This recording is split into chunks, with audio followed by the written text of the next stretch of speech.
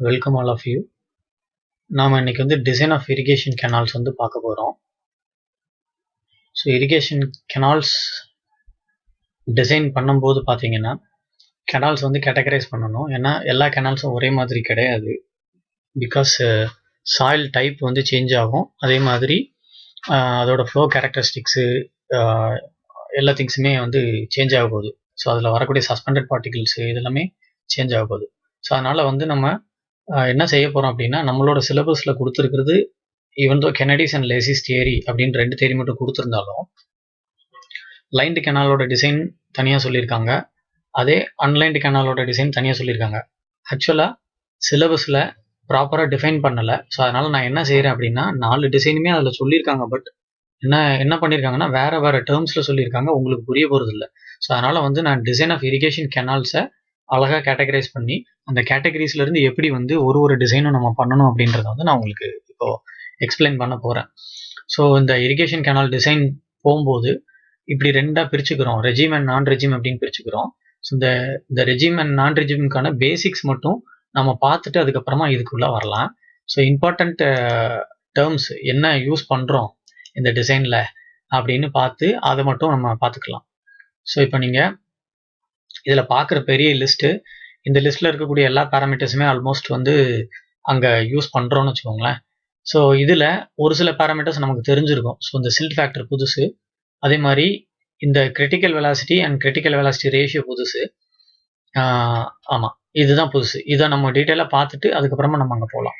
So silt ஃபேக்டர்னா என்ன அப்படின்னா, இப்போ கெனால் டிசைன் அப்படின்னு எடுத்துக்கிட்டோன்னு வச்சுக்கோங்க, ஒரு பில்டிங் டிசைன் பண்ணுற மாதிரி கிடையாது இதில். ஸோ கெனால் அப்படின்றது it is suppose to carry water from one place to another place. So அப்படி இருக்கும்போது வாட்டர் மட்டும் அங்கே போகிறது இல்லை. ஏன்னா வாட்டர் காட்டாற்று வெள்ளமாக தான் ஓடி வருது, நதியில் தான் ஓடி வருது. ஸோ எல்லா இடமும் அதோட பெட் மெட்டீரியல் அப்படின்னு பார்த்தோன்னா சாயில் தான் அல்டிமேட்டாக. ஸோ சாயில் அப்படிங்கும்போது சாயில் எரோஷன் இஸ் இன்னெவிட்டபிள், கண்டிப்பாக நடக்கும். ஸோ அப்படி நடக்கக்கூடிய சாயில் எரோஷன்னால சாயில் மீடியா, பெட் மெட்டீரியல் இருக்கக்கூடிய media will come into suspension. So எல்லா பெட் மெட்டீரியலும் எல்லா சாயில் டைப்பும் அப்படி சஸ்பென்ஷனில் வருமா அப்படின்னு கேட்டால் இல்லை. சில்ட் தான் மேஜர் கல்பிரிட். சில்ட் ஈஸியாக சஸ்பென்ஷனுக்கு வந்துடும் because of its particle size and the least amount of specific gravity. ஏன்னா அதோட டென்சிட்டி ரொம்ப ரொம்ப கம்மி, it is lighter material. So அதனால அது ஈஸியாக சஸ்பென்ஷனுக்கு வரதான சான்சஸ் இருக்கும். ஸோ அதனால் என்ன செஞ்சாங்க அப்படின்னா, கெனால் டிசைனை நெறிமுறைப்படுத்துறதுக்காக, அதை கரெக்டாக சேனலைஸ் பண்ணுறதுக்காக என்ன செஞ்சுருக்காங்க அப்படின்னா, கெனாலில் இருக்கக்கூடிய ஃப்ளோவை ரொம்ப க்ளோஸாக இன்வெஸ்டிகேட் பண்ணியிருக்காங்க. ஸோ அதில் ரொம்ப முக்கியமான பர்சன்ஸ் அப்படின்னு சொன்னோம்னா, ஒன்று கெனடி, இன்னொன்று Gerald Lacey, KG Kennedy and Gerald Lacey. இந்த 2 பேர் ரொம்ப இம்பார்ட்டன்ட் பர்சன்ஸ். அவங்க பேரில் தான் அந்த 2 தியரிஸுமே இருக்குது, ரெஜிம் தியரிஸ். ஸோ இதில் இந்த லாசி அப்படின்றவர் என்ன செஞ்சிருக்காரு அப்படின்னா, கெனாலில் இருக்கக்கூடிய ஃப்ளோ, அந்த ஃப்ளோவை சில்ட் எப்படி அஃபெக்ட் பண்ணுது, சில்ட் சஸ்பென்ஷன் எப்படி அஃபெக்ட் பண்ணுது, at the same time silt சஸ்பென்ஷனை ஃப்ளோ எப்படி அஃபெக்ட் பண்ணுது, both or vice versa. So 2 நாளையும் இவனால அவன் எப்படி கேட்டான், அவனால இவன் எப்படி கேட்டான் அப்படின்ற மாதிரி 2 நாள இருக்கக்கூடிய விஷயம் என்ன நடக்குது அப்படின்றத அப்சர்வ் பண்ணியிருக்காங்க.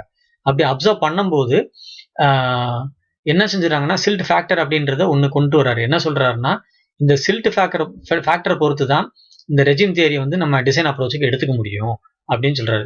இந்த சில்ட் ஃபேக்டர் அப்படின்றது பார்ட்டிகல் சைஸை பொறுத்து வேரி ஆகுது அப்படின்னு சொல்லிட்டாரு. ஸோ பார்ட்டிகல் சைஸு மீன் பார்ட்டிகல் சைஸு, சரியா, பார்ட்டிகல் சைஸ் இல்லை. ஏன்னா சில்ட் அப்படின்னு சொன்னோம்னா, சில்ட் ஒரு பர்டிகுலர் பார்ட்டிகல் சைஸில் இருக்க போகிறதுல it will have a range. So range அப்படின்னு சொல்லிட்டோம்னா we need to come up with the mean or average.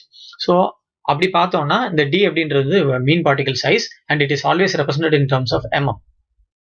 So இந்த ஈக்குவேஷன் தான் it is meant for silt factor and f is the silt factor. Silt factor is equal to 1.76 root of d.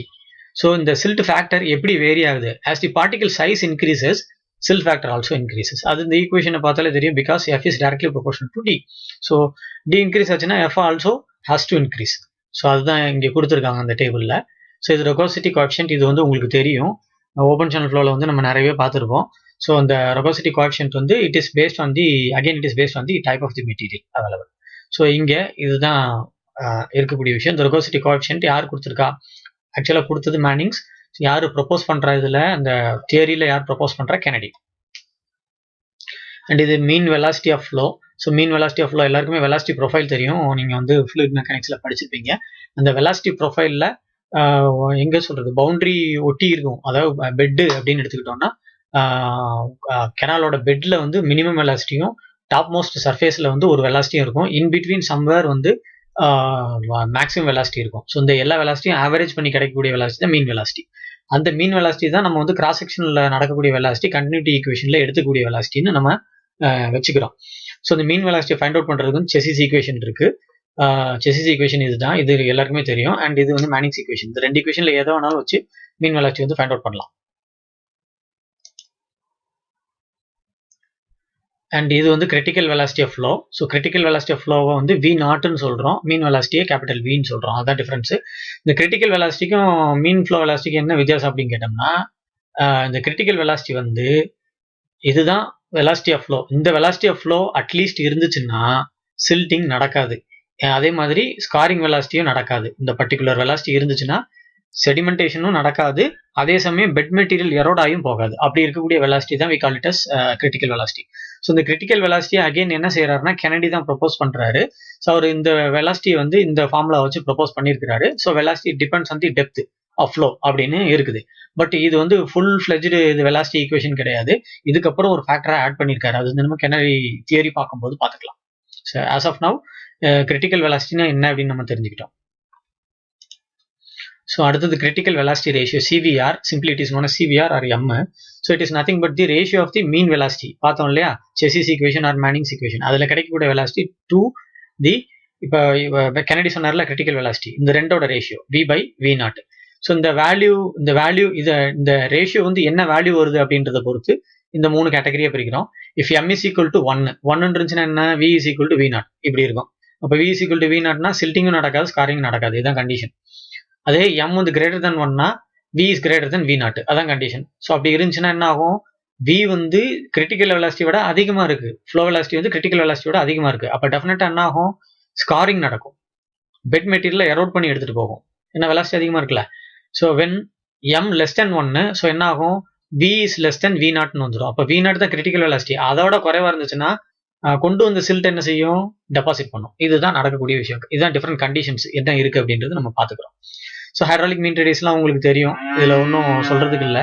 அதே full supply லெவல்னா maximum supply level for maximum discharge for which the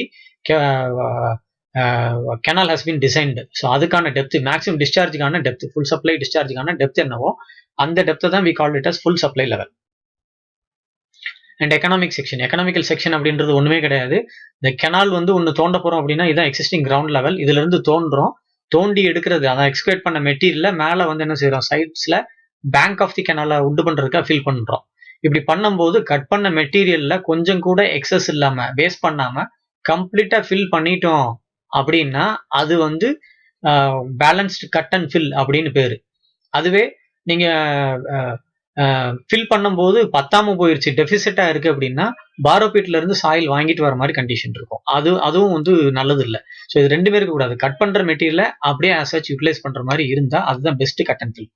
so அந்த கட்டும் ஃபில்லும் ஈக்குவலா இருந்ததுன்னா அதை வந்து balanced section or economical section சொல்றோம். எவ்வளவு டெப்த்துக்கு தோண்டுனா அந்த கட் அண்ட் ஃபில்லை பேலன்ஸ் பண்ண முடியுமோ அது பேலன்சிங் டெப்த், அவ்வளவுதான். இது